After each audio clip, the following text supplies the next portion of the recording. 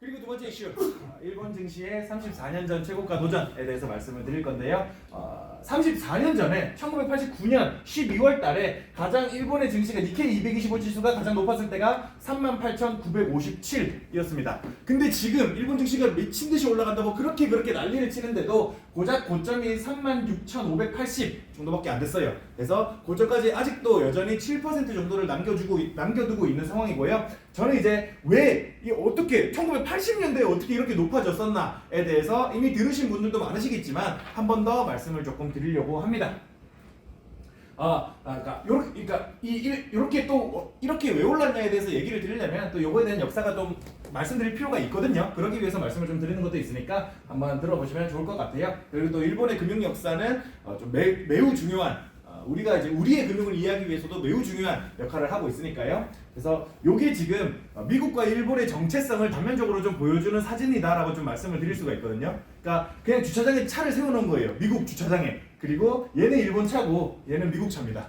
그러니까 뭐 장난감 차 세워놓은 거 맞잖아요. 애기용 장난감 차 같은데 그냥 일본의 경차예요. 그냥 일본의 경차인데 이놈들이 너무 무식하게 크기 때문에 양쪽에 옆에 있는 놈들이 너무 무식하게 큰 픽업 트럭이기 때문에 일본의 차가 장난감 차 같을 정도로 너무 작아 보이는 건데 요게 이제 미국과 일본의 정체성의 차이입니다. 그러니까 미국은 세계대전이 끝나고 나서부터 모든 전쟁에서 이겼어요. 베트남 전쟁은 졌지만 그건 논외로 치고서 모든 전쟁에서 이겼다 보니까 그들의 자신감은 진짜 뿜뿜했습니다. 넘쳐났어요. 그래서 모든 것들을 다 크게 만들었었어요. 건물도 여기 진짜 이것도 층고가 좀 높은 편의 건물이잖아요. 우리나라에서는 요게 이제 한 3m 될까요? 3m 조금 넘을 것 같은데 미국은 그냥 층고가 가만 보면 다 5, 6m 이렇습니다. 엄청 큽니다. 건물 층고 자체도 자동차도 뭐 이것만 보셔도 아시겠지만 자동차도 엄청 큽니다. 주차장을 가봐도 이만한 자동차를 주차해도 요만큼이도 주차 공간이 남아요. 그 정도로 이제 엄청나게 큰 거를 선호하는 나라인데 여기서 이제 반대로 일본은 되게 컴팩트한 나라입니다. 그러니까 패전의 경험도 있고 그 와중에 이제 일본의 경제 위기도 전쟁 중에서 되게 많이 왔었기 때문에 이 모든 것들을 컴팩트하고 뭐랄까 이제 검소함 뭐 이런 느낌으로 좀 그러니까 실용성을 위주로 유럽도 마찬가지죠. 유럽도 실용성을 위주로 많이 만들게 되는데 어쨌든 그런 문화들이 발달을 해 있었습니다. 전쟁이 끝난 이후부터 계속이요. 근데 이제 여기서 문제가 생기는 게 뭐냐면 이 오일 쇼크였던 거죠. 오일 쇼크. 1973년에 1차 오일 쇼크. 그러니까 중동이 70년대 들어서 자기들의 석유를 무기화하기 시작했고 1973년에 1차 오일 쇼크가 있었고 1979년에 2차 오일 쇼크가 있었습니다. 그 두 차례의 오일 쇼크로 인해서 4달러에 불과하던 석유값이 WTI 기준으로요. 4달러에 불과하던 석유값이 1980년 들어서 40달러까지 올라가게 된 거예요. 그러니까 지금으로 따지면 여기 차를 타시는 분들이 많으시겠죠? 차가 석유 휘발유 값이 지금 1,500원 하잖아요. 1,500원 하는 휘발유가 리터당 15,000원까지 올라가게 되는 이런 상황이 생기는 거죠. 그러니까 지금으로서는 상상도 못할 일인 건데 그 시절에 이런 시절이 있었습니다. 우리나라도 마찬가지로 1970년대에 되게 힘들었어요. 우리나라가 이제 그때 박정희 정권 때였는데 그때 이제 중화학공업 과잉 투자를 좀 많이 했었거든요. 중화학공업 설비 투자를 많이 했었다 보니까 그때 이제 석유값이 많이 오르면서 고생을 좀 했습니다. 근데 이제 그거를 다행히 기회로 잘 만든 게 중동의 건설붐이 불었던 게 또 70년대 후반이었어요. 우리나라에서 중동에 가가지고 건설을 많이 한 덕분에 우리나라는 어떻게 극복을 잘 하긴 했으나 근데 어쨌든 미국은 에너지 효율이 다 떨어지는 물건들밖에 없었던 거예요. 모든 건물들도 층고가 높고 건물이 넓으니까 이 난방을 하기에도 에너지를 너무 많이 써야 되는 거고 자동차도 마찬가지죠. 자동차도 큼직큼직하고 무거우니까 움직이기 위해서 에너지를 많이 쓸 수밖에 없었던 겁니다. 그러다 보니까 이렇게 그러니까 석유값이 올라가게 되니까 이 유지비가 정말 많이 들 수밖에 없어졌고 미국인들이 요거에 대해서 시큰일났다. 좀 유지비가 싼 거를 찾아보자 하다 보니까 우리 일본의 물건을 찾게 된 겁니다. 그래서 이제 요때가 이제 일본의 황금기의 시작이라고 말씀을 좀 드릴 수가 있거든요. 그러니까 자동차 자체도 되게 컴팩트하고 그 와중에 이제 일본의 전자제품들도 유명세를 타기 시작했어요. 요때가 이제 워크맨이 일본에서 이제 처음 팔리기 시작할 때라고 하거든요. 80년대 요때가. 혹시 워크맨을 저는 이름만 들어봤거든요. 저는 워크맨이 팔리기 시작한 때가 이제 요때래요. 일본의 전자제품들도 많이 팔렸고 그 와중에 이제 자동차 이런 것들도 되게 많이 팔렸습니다. 그래서 이제 79년부터 대미 수출이에요. 일본의 대미 수출인데 이게 파란색이 이제 그냥 수출이고 빨간색이 수입입니다. 그래서 이제 그 그래프로 초록색 그래프로 나타나는 게 순수출, 대미 순수출, 그러니까 수출 빼기 수입을 한 거죠. 그거인 건데 순수출이 불과 이제 여기서는 그러니까 79년에는 2조 달러에 불과했던 게 2조 달러가 아니고 2조 엔이죠. 2조 엔에 불과했던 게 1985년 들어서는 거의 20조 엔. 가까이 증가를 하게 됩니다. 그러니까 순수출이 거의 10배 증가를 한 거죠. 거의 정말 많이 증가했고 심지어 이제 요거보다 이전에는 2조 엔도 안 됐습니다. 요거보다 이전 79년부터 있긴 하지만 75년 요때만 해도 1조 이 정도밖에 안 됐습니다. 그러니까 그 정도가 이제 이렇게 기하급수적으로 증가를 한 거니까 일본의 수출이 엄청나게 많이 증가를 한 거죠.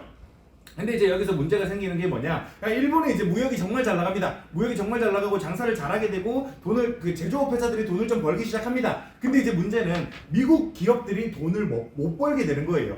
그러니까 미국 사람들이 다 이제 일본산의 제품들만 선호하고 쓰고 하다 보니까 미국의 기업들이 어딜 팔지를 못하는 겁니다. 그러니까 그조차도 이 엄청나게 큰 거를 쓸 나라는 미국밖에 없는 거예요. 그러니까 미국은 그때도 크게 만들고 있었는데 일본에 가서 그 미국 물건이 팔립니까? 안 팔리죠. 당연히 안 팔리죠. 애초에 얘네는 모든 물건이 컴팩트한 나라인데 주차장에 주차도 못합니다. 그러니까 그렇다 보니까 미국의 물건들이 팔릴 데가 없어지고 요거에 대해서 미국의 기업들이 불만을 많이 가질 수밖에 없게 되는 거죠.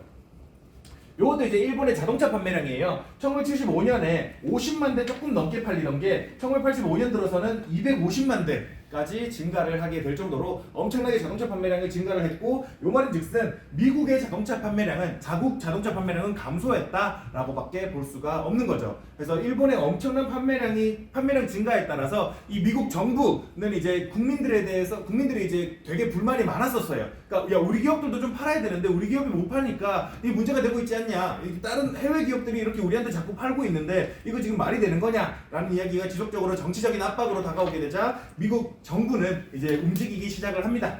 그래서 아마 다들 아시겠지만 1984년에 G5죠. 독일, 프랑스, 미국, 영국, 일본의 재무장관들을 뉴욕으로 부릅니다. 뉴욕의 플라자 호텔로 불러가지고 야 너희들 우리한테 물건 너무 많이 판다. 우리도 근데 먹고 살아야 되는데 니네가 물건 우리한테 자꾸 팔면 우리 지금 자유무역협정이고 GATT 뭐 이런 것들 다 탈퇴할 거야? 라고 협박을 하게 됩니다. 근데 이제 거기서 이제 탈퇴를 진짜로 해버리면 얘네들이 진짜 팔 곳이 없는 거예요. 물건을 팔 곳이 없다 보니까 아 그건 안 돼. 야, 우리가 이제 합의하자 그래. 우리가 의도적으로 우리의 환율을 좀 절상시키는 걸로 하자. 합의를 하자라고 한 게 이 플라자 합의였고 거기서 이제 타격을 제일 많이 받은 게 일본이었어요. 그나마 독일은 재밌었던 게 진짜 이것도 좀 이게 역사적으로 이게 과연 어떻게 이게 좋은 건지 나쁜 건지 모르겠는데 독일이 이때쯤에 통일이 됐습니다. 독일이 이때쯤에 통일이 됐고 그래서 이제 독일도 환율이 그러니까 독일 마르크화가 절상이 됐었어요. 마르크화가 아닌가 했더니 절상이 됐었습니다. 독일의 화폐도 절상이 됐음에도 불구하고 그때 이제 통일이 되는 과정에서 동독의 부족한 경제력 때문에 서독에서 엄청난 비용 부담이 발생을 했었고 그 비용을 감당하는 과정에서 이미 침체를 겪었습니다. 그러니까 이미 침체를 겪다 보니까 일본처럼 그렇게 버블이 생길 일이 없었어요. 그렇게 끝이 난 독일은 그렇게 끝이 나는 그때 침체를 겪었는데 일본은 거기서 이제 좀 다른 결과로 이어지게 되는 거죠. 어떤 일이 있었냐면 엔화입니다. 달러 대비 엔화 가치인데 1984년 당시에 1달러 살려면 260엔 필요하던 엔화가 1988년만 그러니까 3년 만에 1달러 사기 위해서 120엔만 있으면 살 수가 있었던 겁니다. 그러니까 엔화가 엄청나게 많이 절상된 거죠. 그러니까 지금으로 따지면 우리나라로 치면 지금 1350원 하는 달러가 지금 1340원 정도 하잖아요. 1340원 정도 하는 게 2026년에 700원 되는 겁니다. 그러니까 그 정도로 그러니까 우리나라에서 달러가 700원 됐다고 해봐요. 지금 전부 다 미국 가 있겠죠. 한국에 아무도 없을 거 아닙니까? 지금 다 미국에 놀러가 있을 건데 그러니까 그 정도의 상황이 일본에서 불과 3년 만에 일어났다는 거죠. 그러니까 그런 이슈가 있고 나니까 그러는 와중에 플라자 합의를 통해서 이 화폐 가치를 일본의 화폐 가치가 절상된다는 소식 또한 여기저기서 들려옵니다. 여기저기서 들려오니까 우리 100% 확실해요. 그러니까 3년 뒤에, 그러니까 100%는 아니지만 3년 뒤에 달러가 700원까지 떨어질 거래요. 그러면 우리는 뭘 하겠습니까? 주식 사야죠. 주식 열심히 사야죠. 주식 열심히 사는 거고, 이렇게 얘기할 게 아니라 3년 뒤에 엔화가 2,000원 간답니다. 그러면 우리는 뭘 하겠습니까? 엔화 사야죠. 엔화 사야겠지. 당연하겠죠. 엔화를 사겠죠. 그러면 엔화를 사가지고 그걸로 또 뭘 하겠습니까? 일본 주식 사겠죠. 일본의 채권을 사거나 아니면 일본의 부동산을 사거나 그 짓들을 다들 미친 듯이 한 거예요. 그게 일본 버블의 시작입니다. 그러는 와중에 또 중요한 포인트가 뭐냐? 이렇게 엔화가 계속해서 절상이 돼서 1995년 들어서는 80엔까지 떨어지게 됩니다. 1달러당 엄청나게 많이 떨어지게 되는 거고, 그러다 보니까 수출은 당연히 급전직하를 할 수밖에 없죠. 원래 미국에서 1000달러에 살 수 있었던 거를 2000달러 줘야 살 수 있으니까 이제 안 사게 되는 겁니다, 미국 사람들도. 그러다 보니까 제조기업들도, 그러니까 일본 사람들은 살 수 있는 구매력이 없어요. 그걸 그나마 다 미국에 팔고 있었는데 미국 사람들이 이제 안 사기 시작하니까 제조업을 하는 사람들도 야, 굳이 뭐 설비 투자해가지고 생산성 늘릴 필요 있냐? 그냥 금융 투자나 하자로 방향성을 바꾸게 되는 겁니다. 그러다 보니까 일본에서 들어오는 모든 돈들이, 심지어 일본 바깥에 있는 돈들까지도, 해외 투자자들의 자금까지도 전부 다 일본으로 금융시장으로 몰려올 수밖에 없었고, 1974년 이 부동산 지수가 100이었던 부동산 지수가 91년 들어서는 300까지 거의 2배 뛰게 됩니다. 그러니까 이제 3배까지 올라가게 되는 거죠. 그러니까 부동산 지수가 이 정도였다는 거는 우리나라도 부동산 지수로 따지면 20% 정도밖에 안 올랐잖아요. 근데 강남 집값은 거의 뭐 체감상 3배는 오른 것 같잖아요. 그러니까 그 정도일 정도로, 그러니까 도심부의 집값은 정말 많이 올랐습니다. 그 정도로 많이 올랐었고, 그 와중에 주식도 당연히 우리나라 불과 2020년만 해도 부동산도 그만큼 올랐는데, 부동산 할 돈 없는 분들은 전부 다 연끌해서 주식했거든요. 그러니까 마찬가지죠. 그러니까 우리나라 고작 코스피 2000에서 3000 갔어요. 고작 2000에서 3000 가서 50% 올랐다고 사람들이 미친 듯이 주식을 했습니다. 그리고 부동산 지수로 따지면 고작 20% 올랐어요. 고작 20% 올랐는데 사람들이 미친 듯이 연끌해서 집을 샀습니다. 근데 여기 부동산 지수가 2배 오른 일본과, 그리고 부동산 지수가, 주식 지수가 요때부터 플라자 합의 이후 요때부터 주가가 이제 폭등을 하기 시작했잖아요. 요때부터 미친 듯이 모두가 주식을 하기 시작하는 거죠. 그러니까 우리나라 불과 그 50% 올랐다고 미친 듯이 다들 연결해서 주식을 하는데, 이 주가 지수가 12,000에서 4만 가까이 올라갔습니다.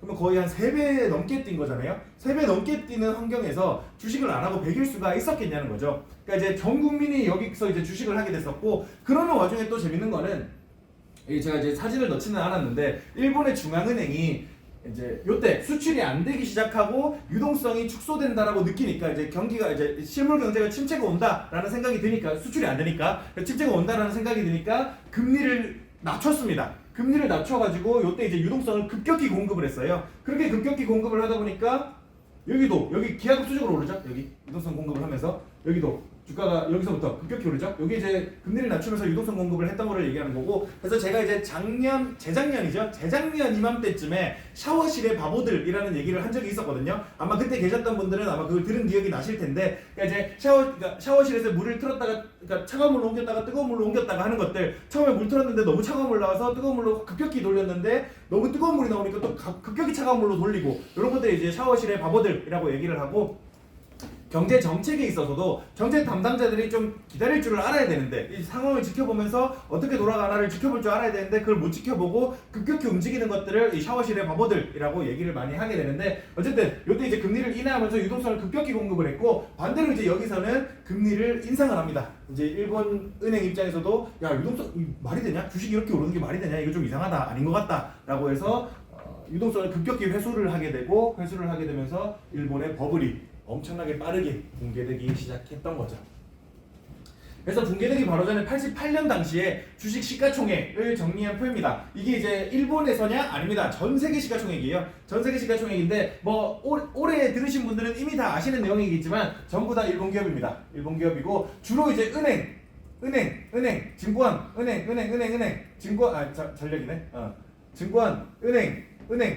대부분입니다. 그러니까 금융사에 모든 돈이 몰려갔다라는 거죠. 그 외에 이제 상징적인 의미를 가지는 것들, 동경전력, 우리나라 같으면 이제 한국전력이 전 세계 7위를 하고 있는 겁니다. 그리고 관서전력이면 우리나라 같으면 이제 호남전기 뭐 이런 게 지금 전 세계 시가총액 30위를 하고 있는 거예요. 그러니까 말도 안 되는 이 정도의 버블이었다라고 말씀을 드릴 수가 있겠고, 근데 이제 요때 당시도 버블이었지만 이 버블 시기에 살았던 사람들은 과연 그렇게 생각을 했을까요? 아니죠. 이 버블 시기에 살았던 사람들은 야, 이제 우리 일본이 드디어 미국을 먹는구나 라고 생각을 했었는데, 지나고 보니까 아, 이게 버블이었구나 하는 것들을 나중에 알게 된 겁니다. 어쨌든 간에 그때 이후로 주식은 계속 하락했고, 그러니까 제가 말씀드렸죠. 그 주식이 3배, 4배씩 오르면 주식을 안 하는 사람이 없어집니다. 근데 전 국민이 주식을 하는 상황에서 이 주식이 이제 이렇게 반토막이 난다? 그러면 내 자산이 반토막이 나는 거예요. 내 자산이 반토막 나면 내가 이제 검소해야겠어요? 검소 안 해야겠어요? 지금도 집 산 사람들, 그러니까 주식하는 사람들, 지금 주가 많이 떨어지고 집값 좀 떨어진 사람들은 다 편의점에서 밥 사 드시고 하고 있거든요. 조금이라도 아껴야 된다라는 얘기를 정말 많이 하게 됩니다. 근데 여기 시절에는 모든 국민이 검소한 게 아니라 검소함 당할 수밖에 없는 환경에 처해졌던 거죠. 그러다 보니까 일본의 잃어버린 10년, 그러니까 일본 사람들은 전부 다 소비를 안 하게 되고 그 침체가 계속해서 이어지게 되다 보니까 잃어버린 10년, 잃어버린 20년 이어서 지금 잃어버린 30년까지 오게 돼버린 겁니다. 우리나라가 일본처럼 될 가능성이 있냐? 없습니다. 애초에 전 세계의 돈이 우리나라로 들어온 적도 없어요. 그러다 보니까 우리나라는 일본처럼 될 가능성은 없습니다. 근데 그러니까 어느 정도 예시로서 생각을 해볼 그러니까 여지는 있겠죠. 요렇게 그러니까 돈이 급격히 들어왔다가 급격히 나가면 이렇게 되는구나에 대해서 한 번쯤은 생각해 볼 여지는 있는 것 같습니다. 근데 이제 재밌는 사실은 2010년대 들어서는 또 일본의 주가가 오르기 시작을 했다는 거예요. 왜 올랐을까? 에 대해서 생각을 해보면 이 일본 은행을 또 봐야 됩니다. 일본 은행은 전 세계에서 유례가 없는 짓들을 되게 많이 하는 은행이에요. 뭔 짓을 하냐면 자국의 주식을 2010년부터 지들이 샀습니다. 그래서 지금 일본 증시에 상장된 ETF 자산의 60%는 일본 은행이 가지고 있어요. 60%. 적자는 것도 아니고 그 많은 60%나 되는 돈을 일본 은행이 가지고 있습니다. 그러니까 그 정도로 일본 은행이 자국의 ETF를 많이 사놨다 보니까 일본 증시가 그래도 이제 이때부터는 상승하는 모습을 볼 수밖에 없는 거죠. 그러면서도 이제 일본이 지긋지긋한 침체에서 이제야 벗어나는 건가? 라는 이제 희망적인 사고를 조금씩 가져나가고 있는 중입니다. 그러는 와중에 또 한 가지 이슈가 이 아시아의 허브였죠. 아시아와 서양을 잇는 허브가 홍콩의 증시였습니다. 그래서 이제 홍콩이 원래 영국령이었잖아요. 영국령에 있는 동안 서구에서 아시아에 투자하기 위한 자금을 집행할 때는 거의 다 이제 홍콩에서 진행을 했었다는 거예요. 그렇게 진행을 하다가 최근에 이제 중국 정부에서는 그래도 이제 1국가 2체제 시스템을 유지를 하다가 2020년 들어서 이제 홍콩까지도 이제 우리 체제로 편입을 하겠다라고 선언을 하게 됐고, 그때 이제 한참 이제 홍콩 민주화 운동이 되게 이슈가 됐었잖아요. 이제 다들 아마 기억을 하실 거라고 생각합니다. 검은 우수한 운동 뭐 이런 것들도 있었고 그랬었는데, 그러다가 이제 결국 실패를 했죠. 결국 실패를 하고 나서 홍콩은 중국 정부의 체제에 복속되게 되었고, 그때 이후로 항생지수 또한 급전직하를 하게 됐습니다. 그래서 이제 이미 ELS 사태를 통해서 많이 아시는 분들은 잘 아실 거고, 그래서 그렇게 이제 급전직하를 한 덕분에 오히려 또 요게 일본 증시로 최근에는 더 많이 유입이 됐습니다. 그래서 이제 최근의 급등세는 일본은행이 사서의 이상의 가치를 가지는 거죠. 그러니까 민간 투자조차도 되게 많이 일본으로 많이 몰리게 됐다라고 말씀을 드릴 수가 있겠습니다. 그래서 이제 17일 중국 증시에 상장된 차이나 AMC 니케이 225 ETF가 10%나 급등을 했대요. 근데 이제 여기서 이제 괴리율이, 그러니까 이제 기초자산 대비 ETF 가격인 거죠. 원래 이제 LP들이 ETF의 가격을 컨트롤하면서 기초자산만큼 가격이 유지되게 만들어놔야 되는데, 이 개인들이 너무 많이 사니까, 미친 듯이 사니까 이 괴리율이 여기까지 올라갈 정도로, 기초자산 가격은 여기인데 ETF 가격은 여기까지 올라가는 거죠. 그러니까 이 정도로 이제 엄청나게 가격이 올라가는 이슈까지도 발생을 했다라고 말씀을 좀 드릴 수가 있겠습니다. 그래서 정리를 좀 드리자면요, 일본 증시가 연일 34년 만에 신고가를 갈아치우며 무서운 상승세를 기록했습니다. 34년 버블 시기에 최고점까지도 뚫을 수 있을지 시장의 관심이 집중되고 있는 중이고요. 일본은 세계 경제의 매우 중요한 부분을 차지하고 있기 때문에 일본의 금융 역사는 알 필요가 있습니다. 90년대 초반 붕괴된 버블로 인해 잃어버린 10년, 20년을 거쳐서 30년을 지나는 중이고요. 경기 부양을 위해 2010년부터 일본은행은 자국의 주식을 사는 유례없는 조치까지 단행을 했습니다. 그때부터 일본 증시는 서서히 상승을 하였으나 최근에는 매우 급격히 상승을 했고요. 그렇게 상승할 수 있었던 게 중국에서 빠져나온 자금이 일본 증시로 크게 유입되었기 때문일 가능성이 매우 높다고 볼 수가 있겠습니다. 그래서 이제 또 최근에는 중국이 유동성 공급하겠다라고 엄청나게 얘기를 했거든요. 그러니까 지급 준비율을 원래 25bp씩 건드리던 거를 이번에 50bp를 낮추겠다 했어요. 50bp를 낮추겠다 했고, 홍콩 증시에 뭐 한 200조 원 정도를 공급하겠다라고 얘기를 또 했었거든요. 그러다 보니까 이제 홍콩 증시가 홍콩 H 지수가 5,000 밑으로 잠깐 내려갔다가 왔었어요. 5,000 밑으로 내려갔다가 5,000에서 이제 종가 마감을 했었는데, 그게 이제 4일쯤 전인데, 그때 이후로 지금 5,500까지 올라왔습니다. 지금 H 지수가. 그러니까 10% 오른 거예요. 10%. 불과 4, 5일 만에. 그러니까 이제 중국이 엄청난 유동성을 항생에 공급하고 있기 때문인 거죠. 그래서 그러니까 또 이제 일본 주식은 지금도 떨어지고 있습니다. 떨어지고 있고 어쨌든 이제 이렇고요. 여러모로 세계 금융사에서 가장 처음 시도한 것들이 많은 일본의 금융인이만큼 우리가 이제 배워볼 만한 점도 꽤나 많지 않을까. 반면교사도 많겠고요. 이거를 쓸만하겠다 싶은 것도 꽤나 많겠습니다. 그래서 마이너스 금리를 전 세계에서 제일 처음 한 것도 일본이죠. 2016년에 처음으로 마이너스 금리를 했습니다. 혹시 궁금하신 거 있으세요? 네.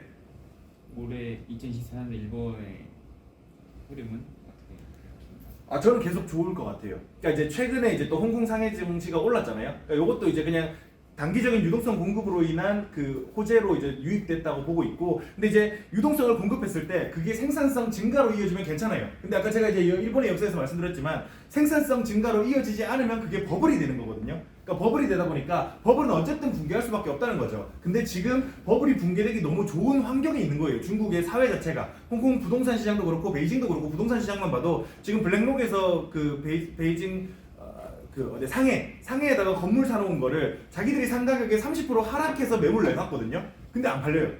30% 하락한 가격에 매물을 내놨는데 안 팔리고 있습니다. 그러니까 그 정도로 이제 상해가 박살이 났는데, 이제 그런 악재들이 반영되면 어쨌든 이렇게 유동성을 공급해서 올려놔 펌핑 시켜놔도 결국 그거는 버블이라는 거죠. 버블이 붕괴되면 다시금 일본 증시로 자금이 몰릴 가능성이 좀 높다라고 개인적으로는 생각을 좀 하고 있습니다. 여튼 두 번째 이슈는 요랬고요.